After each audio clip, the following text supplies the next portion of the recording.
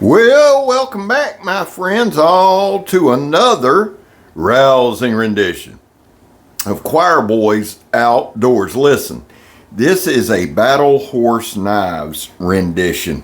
The handle is probably one of the more beautiful ones I've ever seen, and I'm going to butcher it, but it's a burl. It's a Thuya, Thuya burl handle. It has dark red liners, and the patina on the blade steel is apple cider vinegar, and it's 01 tool steel. Typically, Battle Horse uses 01. That's their primary steel. I think they use some different steels earlier on, but I think 01's kind of their primary. Now, this is another blade that was sent to me by JR. I was reading that about the wood and the apple cider, so I knew if I didn't say it up front, I'd forget it. This is a gorgeous knife. Jeez Louise. I mean, it is absolutely beautiful. And that apple cider patina gives it just that dark, rich, old school, old-timey look. I don't do a lot with fit and finish, but I'm going to be honest with you, this was a solid 10 out of 10. That Thuya burl, and y'all can put in the comments how to pronounce it. Contrary to popular belief, you see the balance point there. I do try to pronounce the things correctly, but this old southern drawl and missing about half my teeth messes it up. I'll say this, the handle is insanely comfortable. It's thinner at the top, and it goes down, and as it goes down, it goes more into a circular shape. That's the only way I know to put it. It contours to the hand very nicely. It's got a very slight forward cant. It's got some jimping on the top. It does have a lanyard hole, but overall, 10 out of 10 fit and finish. And I don't cover that a lot. And it's not that I don't want to or don't like to. It just doesn't play a large part into what we do, which is cut a bunch of shit up. I know it's scientific. I say that all the time. Now, this week marks 5 years for me on YouTube. JR has been a monster part of that. JR has sent me knives that otherwise I wouldn't have been able to review. So, brother, man, I appreciate you so much. Thank you. And it does matter, guys. It does matter because it gives me some versatility. And it also helps me not to rely on companies. I don't ask anybody for anything, not because I'm arrogant or too good to. I just hate doing it. I'll be honest with you. I would buy every knife. I'd be in a mess. I'm not good at it. So having a guy like JR who doesn't mind sending knives, I am forever appreciative, and he sends good shit. I've always been a fan of Battle Horse. I will always be a fan of Battle Horse. They do some classic knife designs. I like knives that look like knives. Yes, I like my bigger bangers and bashers. But when it comes to a belt knife and you see it sawing right through that sandblast hose with no problem, I like something classic. This to me reminds me of an old school frontier style classic belt knife. It came razor sharp, as you can see there. I cut the sandblast hose several times and then sliced up that air potato. It's not a real potato, but it's something we get here in the South. And it cuts, it's a little thicker, a little thicker, a little slimier than a potato, but it makes for good peeling, and the knife did really well.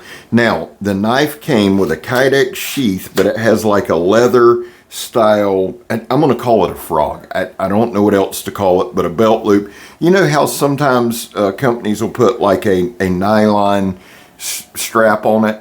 Well, instead of a nylon, it's leather, and it just adds to and enhances the overall appearance of the knife. It comes with a ferro rod, which strikes very well. Now, right here, we wanted to do the boop test or bop test, whatever you want to call it, in honor of Peterbilt Knife Guy. Guys, Kev is marching towards 100K now. We're in spitting distance. So if you are not subscribed to Kevin, please go subscribe to Peterbilt Knife Guy. This is a good looking knife. I mean, it just is. When you have a great looking knife and it's an amazing user, that's just a bonus. You see the jimping there. I like when a company puts that jimping a little up from the handle. And you've seen there how gorgeous the handle was, and you could see kind of that forward cant I was talking about. The thing about this handle is this, and I'm going to give you guys some specs. A knife like this, to me, is going to be your camp knife, your hunting knife, fishing knife, caping, skinning, game knife, whatever you want to call it, food prep.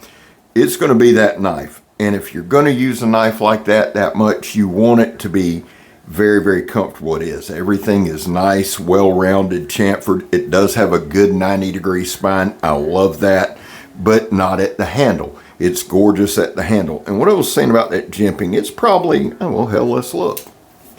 The jimping actually starts right at a 1/4 inch above the handle scales. And the reason I like that is, if I choke up on a knife, a lot of times knife companies miss where they put the jimping. For my hand, for some it's fine. I'm sure everybody's different. But when it's offset like this is, it helps me out a lot. So overall length, let's do that. And I've said it before, I'll say it again. I pull all of these while we're talking. It just kind of helps me get in the rhythm and the groove. The overall length of this blade from point to the bottom of the pommel is 10 inches. From the point to the top of the handle material is 5 3/8. We have a 5-inch cutting edge. So you've got 5 inches of cutting surface. That's a lot of cutting. It looks like, let me pull it, y'all give me a minute. I know this takes a little more time. So we're at 3/16 blade stock at the handle, and then it tapers down. About midway through the blade, we come up, well, it stays consistent. No, it's starting to taper between 1/8 and 3/16, and that's about halfway up the handle, and it tapers on down to a point. It does not come down to a super fine point though, which I like. I like having a little bit of a reinforced point if you need to make a bow divot, hole, something like that, or you need to do fine work, you can. The inner grip, which to me is the most important part, is 4.5. So the inner grip, where your knuckles rest in a conventional grip, is 4.5. Any hand in the world. And what I do is, I've showed y'all the measurement. It's the length across your hand, right? So across my hand is 4 1/4, where the knife would rest in the palm of my hand. 4.5 is going to cover 99.999% of the hands in the country.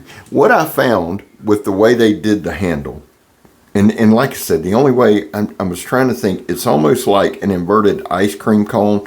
Obviously not that thin at the top, but the way it does, it allows your hand to contour and to grip comfortably. Comfort when using a knife is supreme. If you can't hold it, you can't use it. And Battle Horse makes knives that you can hold and you can use. And just like every video I do, guys, I do a ton of cutting. I try to simulate, I don't know, a month or two's worth of use. And that would be if you were camping every weekend. We cut a lot of materials. I have used this knife a lot. It's a looker. It's a good looking knife that you can use. I like O1 tool steel. I always have. I'm not a steel snob. For me, it's easy to sharpen. It does what it needs to do. And people worry about it rusting and all that. Listen, if you use a knife consistently and you take care of it, you won't have to worry about that. I live in Florida. I live right in the middle of Satan's asshole in Florida, right in Duval, well, in Clay County, which is just south of Jacksonville. Humidity is about 1,000% every day with high heat. And if you use a carbon steel knife quite a bit, the tool steel's quite a bit, it'll do a natural patina on top of what it has, and you're fine. Here we're shaving up some of that sticky fat wood. I brought this from work. I had one of the guys pulled a piece out of the dirt, and this stuff is just like, it's not diesel, because it takes diesel a minute to light. This is like pure jet fuel, man, and you'll see when we fire it up. But again, fine tasks, fine shavings, feather sticks, things like that, not a problem. The damn ferro rod is even a good looking ferro rod, and it throws some nasty sparks, man. Right here, there we go, right there. It didn't take but a minute. You'll see how hot that fire gets. Now let me tell you what a joy it is starting a fire in 95-degree weather, but I do think that is an important part and an important aspect to a knife like this. I would consider this more of a hunting knife. It has that drop point, but that honestly, I'm just kind of sitting here looking at it. That slight forward cant makes it so versatile that it's crazy and comfortable. It's got a nice little guard on it, so when you're stabbing, you have good protection. It's got a slight ricasso, maybe a 1/4 inch of a ricasso, which is also nice. But here again, you see us cutting the sandblast hose, and in this video, you see me going to that a couple of times. I like to wear on the edge, and that 4-ply 1-inch diameter, inner diameter sandblast hose will wear out an edge. It just will. So we cut it several times.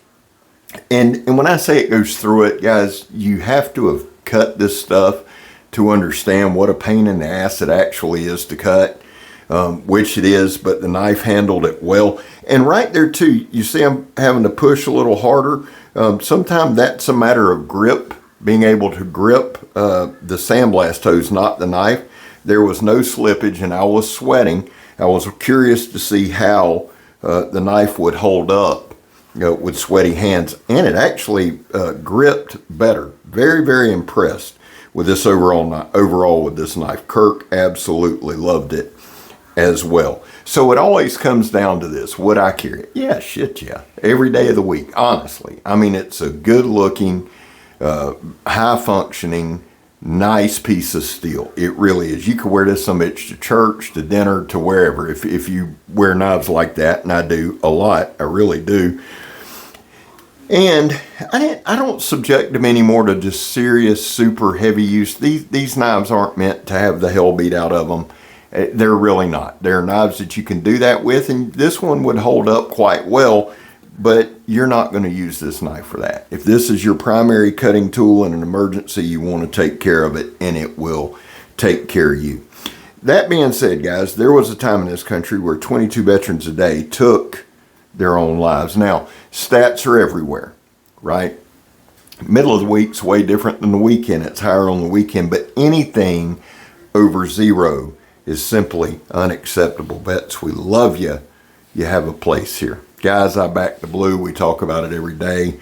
Y'all know my stance on it. Finally, if you're an addict, never quit quitting. Guys, I'm Scab. You're not. And we gone.